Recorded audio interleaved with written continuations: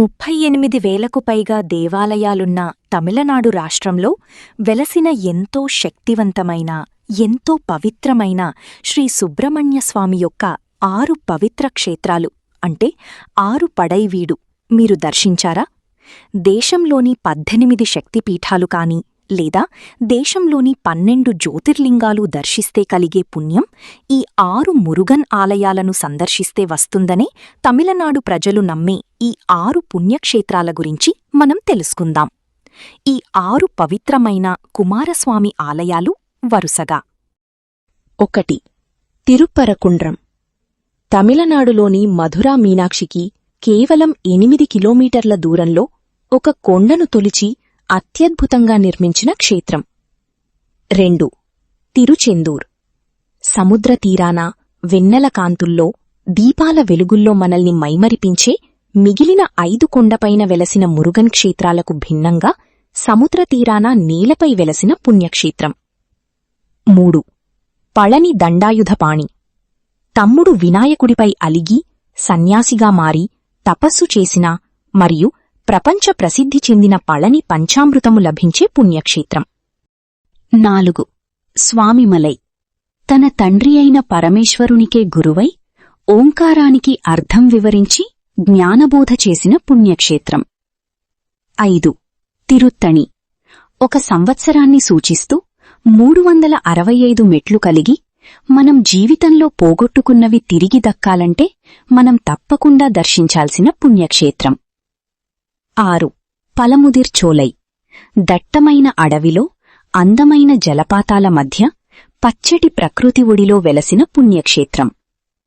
ఈ 6 సుబ్రహ్మణ్యస్వామి యొక్క ఆలయాలకు సంబంధించిన వీడియోలు వరుసగా మీకోసం. తమిళనాడు రాష్ట్రంలో మధురైకి 8 కిలోమీటర్ల దూరంలో తిరుపరంకుండ్రంలో వెలసిన శ్రీ కుమారస్వామి ఆలయం ఒక మహిమాన్విత పుణ్యక్షేత్రం. ఈ ఆలయం ఎల్లోరాలోని కైలాస ఆలయంలాగా ఒక కొండను తొలిచి నిర్మించినటువంటి ఒక దేవాలయం. పురాణ కథనం: హిందూ పురాణాల ప్రకారం రాక్షసరాజు శూరపద్ముడు ఒకప్పుడు తీవ్రమైన తపస్సు చేసి శివుడి నుండి వరాలను పొందాడు. అతను పొందిన శక్తి కారణంగా ప్రపంచాన్ని పరిపాలించడం ప్రారంభించాడు. అతడు అనేక మంది కుమారులను కలిగియున్నాడు. సముద్రాలలో సృష్టించబడిన విరామకేంద్రం అతని రాజధానిగా మారింది. ఆ అహంకాలంతో అతను దేవతలను ఇబ్బంది పెట్టడం ప్రారంభించాడు. ఇంద్రుడిని బంధించాడు. ఇంద్రుని భార్య ఇంద్రాణిని కోరుకున్నాడు. అప్పుడు ఇంద్రుడు శివుని కుమారుడు యుద్ధదేవుడు అయిన మురుగన్ సహాయం కోరాడు. మురుగన్ తన యొక్క దూతను రాక్షసుడి వద్దకు పంపాడు. అతను దానికి చలించలేదు. తిరుపరంకుండ్రంలో కుమారస్వామికి శూరపద్ముడికి మధ్య తీవ్రమైన యుద్ధం జరిగింది. అక్కడ మురుగన్ శూరపద్ముని కుమారులందర్నీ చంపడం జరిగింది. కుమారుల చావుకి భయపడి శూరపద్మ సముద్రంలో దాక్కున్నాడు. మురుగన్ సముద్రంలోనికి వెళ్లి శూరపద్ముడిని వెతికి పట్టుకుని అతనిని 2 ముక్కలుగా విభజించాడు. ఆ 2 ముక్కలే దేవుని దివ్యవాహనాలైన నెమలి, కోడి రూపాలతో ఉద్భవించాయి. ఇంద్రుడు తన దేవలోకాన్ని తిరిగి తనకు ప్రసాదించినందుకు కృతజ్ఞతగా తన కుమార్తె దేవసేనను మురుగన్కు ఇచ్చి తిరుపరంకుండ్రంలో వివాహం జరిపించుతాడు. ఆలయ చరిత్ర: కొండను తొలిచి కొండపైనుండి చెక్కబడిన ఈ దేవాలయం బహుశా క్రీస్తుపూర్వం జైన గుహ అని శాసన ఆధారాలు సూచిస్తున్నాయి. ప్రస్తుత మురుగనాలయం 6వ శతాబ్దంలో పాండ్యరాజులు నిర్మించినట్టు చరిత్రకారులు చెబుతున్నారు. ఆలయంలోని స్తంభాల మందిరాలను మదురైను పరిపాలించిన రాజులు నిర్మించడం జరిగింది. అనేక కళాత్మకంగా చెక్కబడిన స్తంభాలతో కూడిన ఆస్థాన మండపం ఎత్తు 150 అడుగులు, ప్రవేశద్వారం ఎత్తైన 7 అంచెల రాజగోపురంతో ఉంది. ఆలయం వెనుక ఉన్న గ్రానైట్ కొండ 1050 అడుగులు. పైభాగంలో కాశీ విశ్వనాథ మందిరముంది. మురుగన్, దుర్గా, వినాయక, శివుడు, విష్ణువుల విగ్రహాలను కలిగియుండే గర్భాలయం రాతి చెక్కుడితో నిర్మించబడింది. అన్ని విగ్రహాలు రాతి గోడపై చెక్కబడ్డాయి. శివుని ఆనంద నృత్యాన్ని వర్ణించే చిత్రసమూహాలు గర్భగుడి వెలుపల కనిపిస్తాయి. ఆలయ వాస్తుశిల్పం ద్రావిడ, పాండ్యన్ శైలుల సమ్మేళనాన్ని ప్రదర్శిస్తుంది. ప్రధాన దేవుడు మురుగన్ 6 ముఖాలతో చిత్రీకరించబడింది. అతని దివ్యవాహనమైన నెమలిపై నిలబడి కనిపిస్తాడు. ఈ 6 ముఖాలు సత్య, జ్ఞాన, ధర్మ, రక్షణ, ప్రేమ మరియు సృష్టిలోని దిక్కులన్నింటినీ వీక్షిస్తున్నట్లుగా భక్తులు విశ్వసిస్తారు. పురాతన హిందూ దేవాలయాలలో అరుదైన విషయంగా పరిగణించబడే ప్రధాన మందిరంలో శివుడు విష్ణువు ఒకరినొకరు ఎదుర్కోవడం ఈ దేవాలయం ముఖ్యమైన లక్షణం. ఆలయం వెలుపల కోనేరు ఉంది. గుడి చెరువు ఒడ్డున వేద పాఠశాల ఉంది. ధ్వజస్తంభం ముందు రాతితో చెక్కిన నంది, నెమలి, ఎలుక రూపాలున్న శివుడు, మురుగన్, వినాయకుని యొక్క వాహనాలు ఉన్నాయి. పండుగలు, ఉత్సవాలు. తమిళ మాసం ఐప్పాసి అక్టోబర్, నవంబరు లో జరుపుకునే స్కంద షష్ఠి ఉత్సవం ఈ ఆలయంలో అత్యంత ప్రముఖమైన పండుగ. మురుగన్ సూరపద్మని చంపడం కార్యక్రమం 6 రోజుల చివరి సమయంలో అమలు చేయబడుతుంది. పండుగ సమయంలో మురుగన్ ఉత్సవ విగ్రహాన్ని ఆలయ వీధుల చుట్టూ ఊరేగింపు వేడుకలు నిర్వహిస్తారు. ఇక్కడ బ్రహ్మోత్సవం తమిళ మాసం పంగునిలో వస్తుంది. కార్తీక దీపం పండుగను తమిళ మాసం కార్తికైలో కొండపై దీపం వెలిగించడం ద్వారా జరుపుకుంటారు. ఆలయంలో విష్ణుమూర్తి ఉండడంతో వైకుంఠ ఏకాదశిని కూడా జరుపుకుంటారు. ఈ ఆలయంలోని ప్రాకారాలు, స్తంభాలు, శిల్పకళ, చిత్రాలు, ఆలయ నిర్మాణం భక్తులను ఆశ్చర్యపరుస్తూ మంత్రముగ్ధుల్ని చేస్తాయి. ఈ దేవాలయం నిర్మలమైన వాతావరణంతో ప్రదేశం సహజ సౌందర్యం, ఆధ్యాత్మిక అన్వేషకులకు, పర్యాటకులకు ఒక ప్రసిద్ధ గమ్యస్థానంగా మారింది.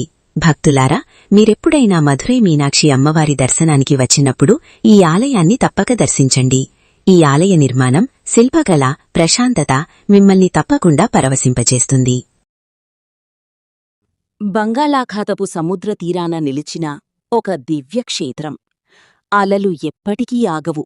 భక్తుల రాక ఎప్పటికీ తగ్గదు. ఇక్కడ యుద్ధం జరిగింది. ఇక్కడే అసుర సంహారం జరిగింది. ఇక్కడే దేవసేనాధిపతి తన విజయాన్ని ప్రకటించాడు. ఇది సాధారణ ఆలయం కాదు. అందమైన మయూరాలు విహరించి తమిళనాడులోని పవిత్రమైన 6 మురుగన్ క్షేత్రాలలో ఒకటి.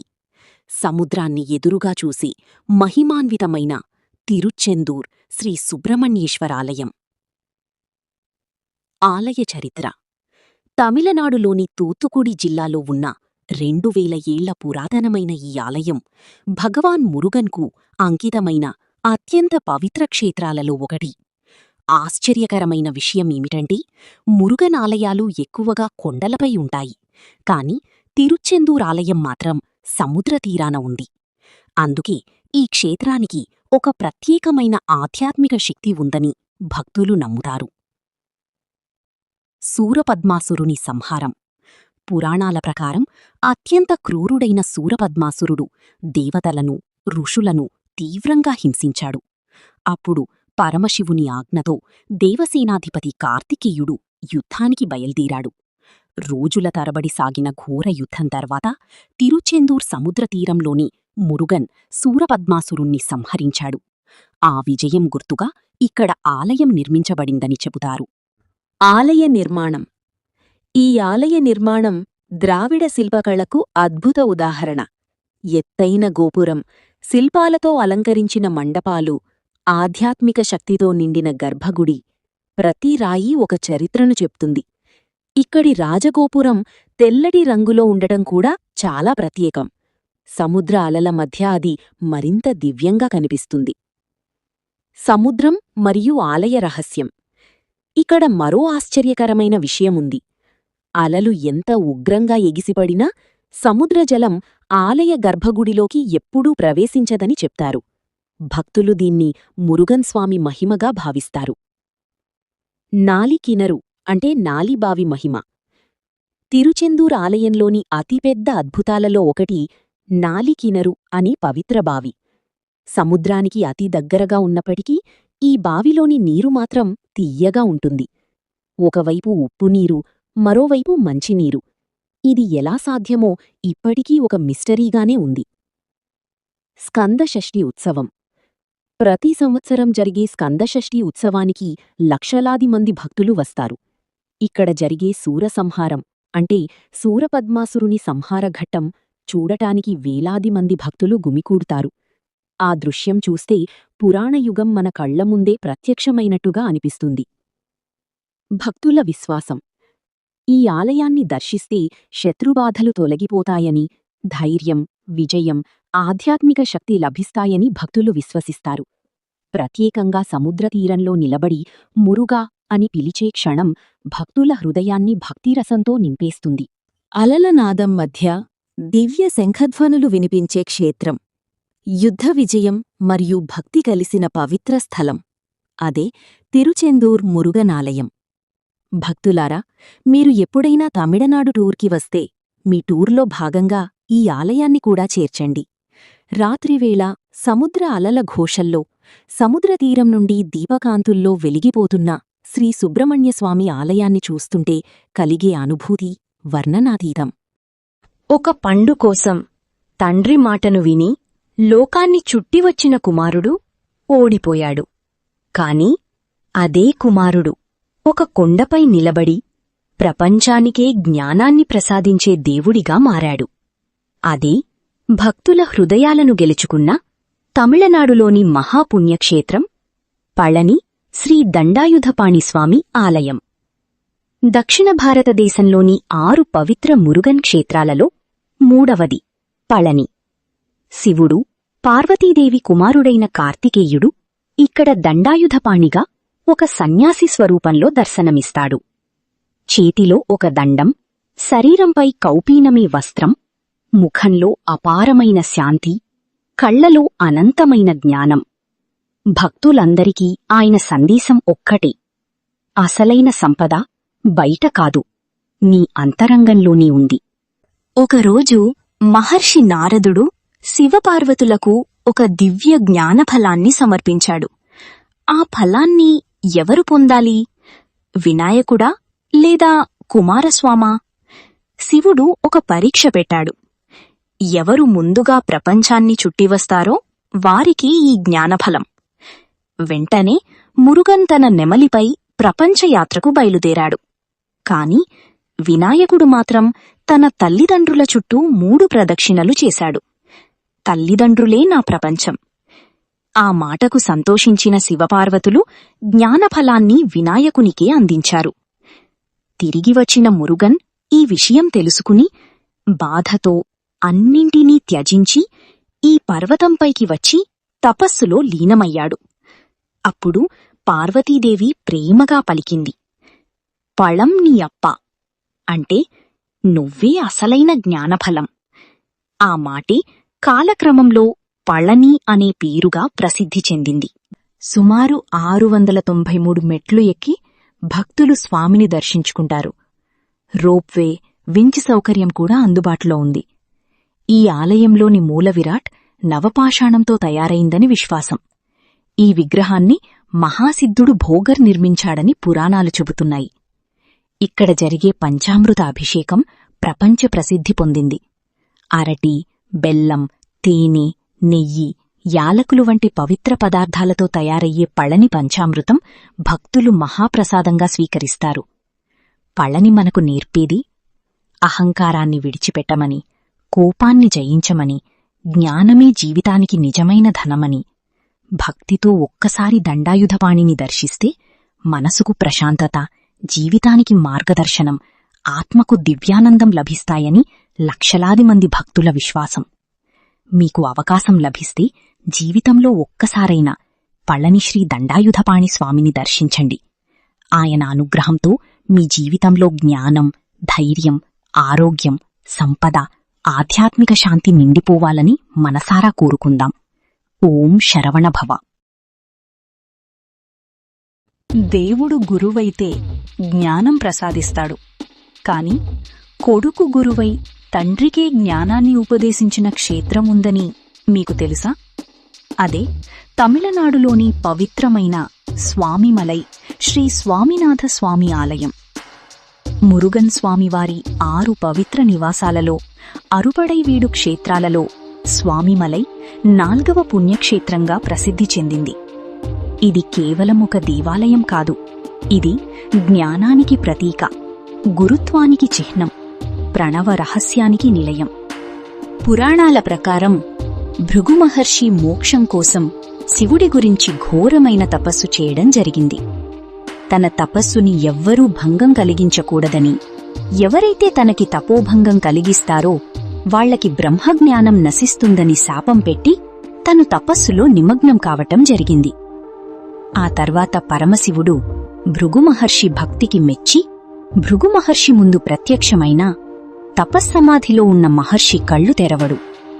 అప్పుడు పరమశివుడు భృగుమహర్షిని తట్టి లేపగా భృగుమహర్షికి తపోభంగం కలిగించినందుకు శివుడు బ్రహ్మజ్ఞానం కోల్పోయి ఓంకారానికి అర్థం మర్చిపోవడం జరిగింది.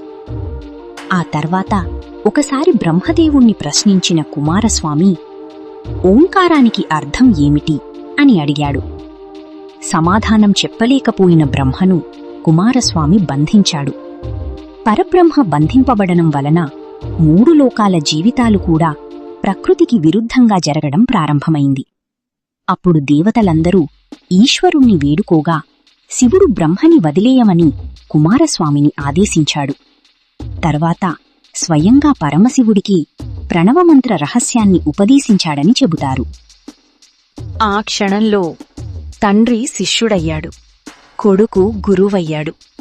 అందుకే ఇక్కడి మురుగన్ స్వామినాథుడు అంటే స్వామికి గురువైన స్వామిగా ప్రసిద్ధి పొందాడు. సుమారు 60 అడుగుల ఎత్తులో నిర్మించిన ఈ పవిత్ర క్షేత్రానికి 60 రాతి మెట్లున్నాయి. ఈ 60 మెట్లు హిందూ సాంప్రదాయంలోని 60 సంవత్సరాల కాలచక్రానికి ప్రతీకగా భావిస్తారు. ప్రతి మెట్టు ఒక సంవత్సరం, ప్రతి అడుగు ఒక ఆధ్యాత్మిక ప్రయాణం. ఇక్కడ స్వామివారు వెల్ ఆయుధాన్ని ధరించి జ్ఞానస్వరూపుడిగా దర్శనమిస్తారు. ఆయన కటాక్షం లభిస్తే అజ్ఞానం తొలగిపోతుందని, విద్య, విజయం, ధైర్యం ప్రసాదిస్తారని భక్తుల విశ్వాసం. స్కందషష్ఠి, తైపూసం, వైకాసి విశాఖం వంటి ఉత్సవాల సమయంలో స్వామిమలై భక్తి సముద్రంగా మారిపోతుంది. దేశ విదేశాల నుంచి వేలాది మంది భక్తులు స్వామి దర్శనానికి తరలివస్తారు. జ్ఞానం కావాలా? ఆత్మవిశ్వాసం కావాలా? జీవితానికి మార్గదర్శనం కావాలా? అయితే ఒక్కసారి స్వామిమలైకి రండి. గురువులకే గురువైన స్వామినాథుణ్ణి దర్శించండి. మీ హృదయంలోనూ ఓంకార జ్యోతి వెలుగుతుంది. స్వామిమలై శ్రీ స్వామినాథ స్వామికి జయము. తమిళనాడులోని తిరువళ్ళూరు జిల్లాలో ఉన్న తిరుత్తణి సుబ్రహ్మణ్యస్వామి ఆలయం ఒక ప్రాచీనమైన కుమారస్వామి యొక్క 6 పవిత్ర క్షేత్రాలలోని ఒక క్షేత్రం. కొండపై ఉన్న ఈ ఆలయంలో 365 రోజులకు ప్రతీకగా 365 మెట్లు ఉన్నాయి. ఆలయ పురాణం: కుమారస్వామి తారకాసురుని సంహరించిన తర్వాత తారకాసురుడి తమ్ముడైన శూరపద్ముడు దేవతలపైకి దండెత్తడం జరిగింది. అప్పుడు కుమారస్వామి శూరపద్ముడితో యుద్ధం చేసి అతడిని కూడా చంపడం జరిగింది. శూరపద్ముడి వధ తర్వాత కుమారస్వామి ఇక్కడున్న కొండపైన విశ్రమించి తన ఆగ్రహావేశాలను తగ్గించుకుని ఇక్కడే శాంతంగా మారినాడని స్థలపురాణం చెబుతోంది. తిరుత్తణి ఆలయ చరిత్ర ముఖ్యాంశాలు: 365 మెట్లున్న కొండపైన వెలసిన ఈ ఆలయాన్ని క్రీస్తుశకం 9వ శతాబ్దంలో పల్లవరాజైన అపరాజితవర్మన్ కాలంలో నిర్మించడం జరిగి ఆ తర్వాత చోళరాజులచే అభివృద్ధి చేయబడింది. దేవసేన వివాహం: ఇంద్రుడు తన కుమార్తె దేవసేనను మురుగన్కు ఇచ్చి వివాహం చేసిన క్షేత్రం ఇదే. వరకట్నంగా తన వాహనమైన ఐరావతాన్ని, ఏనుగును ఇక్కడ సమర్పించాడు. అందుకే ఇక్కడ స్వామివారి వెనక నెమలి వాహనానికి బదులుగా ఏనుగు వాహనం ఐరావతం ఉంటుంది. 365 మెట్లు ప్రత్యేకత: ఈ క్షేత్రంలో 365 మెట్లు ఉన్నాయి. ఇవి సంవత్సరంలోని 365 రోజులను సూచిస్తాయి. ప్రతిరోజూ పూజించబడే పవిత్రమైన కొండగా దీనిని భావిస్తారు. వాసుకి స్వస్థలం: సముద్ర మథనం తర్వాత సర్పరాజు వాసుకి తన గాయాలను ఇక్కడ మురుగన్ స్వామి ఆశీస్సులతో నయం చేసుకున్నాడని పురాణాలు చెబుతున్నాయి. మురుగన్ స్వామి ఇక్కడ వల్లి, దేవసేనలతో కొలువైయుంటారు. కొత్త సంవత్సరం రోజున డిసెంబర్ 31 రాత్రి 365 మెట్లకు పూజ చేయడం ఇక్కడ చాలా ప్రసిద్ధి. కుమారునికి జ్ఞానశక్తిని ప్రసాదించిన శివుడు సుబ్రహ్మణ్యేశ్వరస్వామి ఇక్కడ తన తండ్రి అయిన పరమేశ్వరుణ్ణి పూజించతలచి తిరుత్తని కొండపై తన నివాసానికి ఈశాన్య భాగాన శివలింగాన్ని ప్రతిష్ఠించి శివుణ్ణి సేవించాడంట. అప్పుడు కుమారస్వామి పితృభక్తికి మెచ్చిన పరమశివుడు కుమారస్వామి జ్ఞానశక్తి అనే ఈటను అనుగ్రహించాడట. అప్పటినుంచి ఈ స్వామికి జ్ఞానశక్తిధరుడు అనే పేరొచ్చిందని శాస్త్రవచనం. శ్రీరామునికి మనశ్శాంతి ప్రసాదించిన క్షేత్రం: త్రేతాయుగంలో శ్రీరామచంద్ర ప్రభువు రావణ సంహారం చేసిన తర్వాత రామేశ్వరంలో ఈశ్వరుణ్ణి సేవించి అనంతరం రామేశ్వరుని ఆనతి మేరకు ఈ తిరుత్తని క్షేత్రాన్ని దర్శించాడంట. ఆ తర్వాతనే శ్రీరామచంద్రునికి పరిపూర్ణమైన మనశ్శాంతి కలిగిందని శాస్త్రవచనం. ద్వాపరయుగంలో పాండవ మధ్యముడైన అర్జునుడు దక్షిణదేశ తీర్థయాత్రలు చేస్తూ తిరుత్తనికి వచ్చి ఇక్కడ స్వామివారిని కొలిచాడంట. పోగొట్టుకున్నవి తిరిగి పొందాలంటే తప్పకుండా దర్శించాల్సిన క్షేత్రం. తిరుత్తని దర్శించి శ్రీ మహావిష్ణువు తిరుత్తని క్షేత్రంలో సుబ్రహ్మణ్యుణ్ణి పూజ చేసి తారకాసురుడి వలన పోగొట్టుకున్న శంకు చక్రాలు తిరిగి పొందారు కాబట్టి ఈ క్షేత్రాన్ని దర్శిస్తే పోగొట్టుకున్నవి తిరిగి పొందుతారని ఓ విశ్వాసం.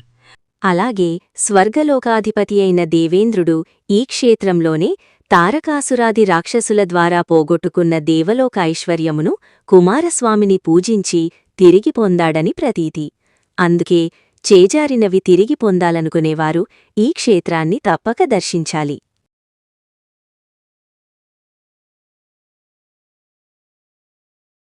భక్తులారా, మీరు మదురైలోని మధుర మీనాక్షిని చూసే ఉంటారు. కాని మదురైకి 25 కిలోమీటర్ల దూరంలో సముద్రమట్టానికి 1100 మీటర్ల ఎత్తులో దట్టమైన అడవుల్లో ప్రకృతి ఒడిలో వెలసిన శ్రీ కుమారస్వామి ఆలయంని చూశారా? పచ్చని అడవులు, మేఘాలను తాకే కొండలు, పక్షుల మధుర కిలకిలారావాలు, స్వచ్ఛమైన జలపాతాలు. ప్రకృతి తన అందాలన్నింటినీ ఒకేచోట చేర్చి దైవత్వానికి నిలయంగా మార్చిన పవిత్ర భూమి. అదే పళముదిర్చోలై. శ్రీ సుబ్రహ్మణ్యస్వామివారి 6 పడైవీడులో చివరి మరియు అత్యంత సుందరమైన క్షేత్రమిది. ఇది కేవలం ఒక ఆలయం కాదు. ప్రకృతి, భక్తి, జ్ఞానం, వినయం ఈ 4 కలిసిన దివ్య తీర్థక్షేత్రం. ఈరోజు మనం పళముదిర్చోలై యొక్క మహిమను తెలుసుకుందాం. ప్రకృతి మధ్యలో వెలసిన దివ్యక్షేత్రం. తమిళనాడులోని మధురై నగరానికి సమీపంలోని అళగర్ కొండలపై దట్టమైన అడవుల మధ్య ఈ పవిత్ర ఆలయం వెలసి ఉంది. పురాతన తమిళ సాహిత్యంలో ఈ ప్రాంతాన్ని పండ్లతో నిండిన సుందరమైన కొండగా వర్ణించారు. అందుకే దీనికి పళముదిర్చోలై అనే పేరు వచ్చింది. ఈ కొండపై ప్రతి అడుగు వేస్తుంటే ప్రకృతి మనల్ని దేవుని సన్నిధికి నడిపిస్తున్న అనుభూతి కలుగుతుంది. వల్లి, దేవసేన సమేత మురుగన్. ఇక్కడ శ్రీ మురుగన్ స్వామి తన 2 దివ్య సహచరులు వల్లి మరియు దేవసేన సమేతంగా దర్శనమిస్తారు. వల్లి భక్తికి ప్రతీక, దేవసేన దైవశక్తికి ప్రతీక. ఈ ఇద్దరితో కలిసి కొలువయ్యున్న మురుగన్ ప్రేమ, జ్ఞానం, కరుణ, శక్తి అన్నింటినీ ఒకే రూపంలో ప్రసాదిస్తాడు. భక్తులు తమ కుటుంబ సౌఖ్యం, సంతాన భాగ్యం, విద్యాభివృద్ధి మరియు మనశ్శాంతి కోసం ఇక్కడికి వస్తా. అవ్వయ్యారుకు మురుగనిచిన జ్ఞానబోధ. ఈ క్షేత్రంతో ముడిపడి ఉన్న అత్యంత ప్రసిద్ధ గాథ తమిళదేశపు మహాకవయిత్రి అవ్వయ్యార్ గురించినది. ఒకరోజు ఆమె ప్రయాణంలో అలసిపోయి ఒక నేరేడు చెట్టు కింద విశ్రాంతి తీసుకుంటుంది. అప్పుడు అక్కడ ఒక బాలుడు కనిపించి చిరునవ్వుతో అడుగుతాడు, అమ్మా, నీకు కాల్చిన పండ్లు కావాలా, కాల్చని పండ్లు కావాలా? అవ్వయ్యార్ ఆశ్చర్యపోయింది. చెట్టుపై ఉన్న పండ్లు ఎలా కాలుతాయని అనుకుంది. ఆ బాలుడు ఒక వెర్రివాడనుకుని కొద్దిగా హేళనగా, కాల్చని పండ్లే ఇవ్వు బాబూ అంది. బాలుడు చెట్టును కదిలించగానే పండ్లు నేలపై పడ్డాయి. వాటిపై ఉన్న దుమ్మును ఊదుతూ శుభ్రం చేసుకుంటున్న అవ్వయ్యార్ను చూసి ఆ బాలుడు నవ్వుతూ అడిగాడు, అమ్మా, పండ్లు కాలుతూ ఉన్నాయా? ఎందుకు ఊదుతున్నావు? ఆ ప్రశ్నతో అవ్వయ్యార్ ఒక్కసారిగా తన అహంకారాన్ని గుర్తించింది. ఆ బాలుడు సాధారణ బాలుడు కాదని, స్వయంగా శ్రీ మురుగన్ అని గ్రహించింది. ఆ క్షణంలో ఆమె వినయంతో స్వామివారి పాదాలకు నమస్కరించింది. ఈ సంఘటన మనకు ఒక గొప్ప సందేశాన్ని అందిస్తుంది. ఎంత జ్ఞానమున్నా వినయం లేకపోతే అది అసంపూర్ణమే. నూపురగంగ, పవిత్ర తీర్థం. ఆలయానికి సమీపంలో ప్రవహించే పవిత్ర జలధార నూపురగంగ. పురాణాల ప్రకారం దేవతలు ఈ పవిత్ర జలంతో స్వామివారికి అభిషేకం చేసినట్లు చెబుతారు. ఈ తీర్థంలో స్నానం చేస్తే మనస్సు పవిత్రమవుతుందని, పాపాలు తొలగుతాయని భక్తుల విశ్వాసం. ఆలయ ప్రత్యేకత. ఇతర 6 పడైవీడు క్షేత్రాల కంటే ఈ ఆలయానికి ఒక ప్రత్యేకత ఉంది. ఇక్కడ ప్రకృతి మరియు దైవం విడదీయరాని సంబంధంతో కనిపిస్తాయి. పక్షుల గానాలు, చల్లని గాలి, అడవుల సువాసనలు ఇవన్నీ కలసి భక్తుడిని ధ్యానస్థితిలోకి తీసుకెళ్తాయి. ఇక్కడికి వచ్చిన ప్రతి ఒక్కరికి మానసిక ప్రశాంతత లభిస్తుంది. ఉత్సవాలు: వైకాసి విశాఖం, స్కందషష్ఠి, తైపూసం, పంగుని ఉత్తిరం వంటి పర్వదినాలలో వేలాది మంది భక్తులు స్వామివారిని దర్శించుకుంటారు. ఈ రోజుల్లో ఆలయం భక్తుల మురుగా మురుగా అనే నామస్మరణతో మారుమోగిపోతుంది. ఆధ్యాత్మిక సందేశం: పళముదిర్చోలై మనకొక గొప్ప సత్యాన్ని నేర్పుతుంది. జ్ఞానమున్నవాడు గొప్పవాడు కాదు, జ్ఞానంతో పాటు వినయం కలిగినవాడే నిజమైన మహానుభావుడు. స్వామివారి దివ్య సన్నిధిలో ప్రకృతిని ఆస్వాదిస్తూ గడిపే ప్రతీ క్షణం మన హృదయాన్ని పవిత్రం చేస్తుంది. ముగింపు: పళముదిర్చోలై ఇది కేవలం ఒక కొండ కాదు, ఇది వినయానికి విశ్వవిద్యాలయం, భక్తికి నిలయం, ప్రకృతికి ఆలయం, శ్రీ మురుగన్ దివ్య కరుణకు చిరునామా. ఒక్కసారైనా ఈ పవిత్ర క్షేత్రాన్ని దర్శించి స్వామివారి అనుగ్రహాన్ని పొందాలని ప్రతీ భక్తుడి మనస్సు కోరుకుంటుంది. ఓం శరవణభవ అనే పవిత్ర నామాన్ని స్మరిస్తూ శ్రీ మురుగన్ స్వామివారి కృప మనందరిపై ఎల్లప్పుడూ ఉండాలని ప్రార్థిద్దాం. మురుగా హరోహర. శ్రీ సుబ్రహ్మణ్య స్వామికి జై.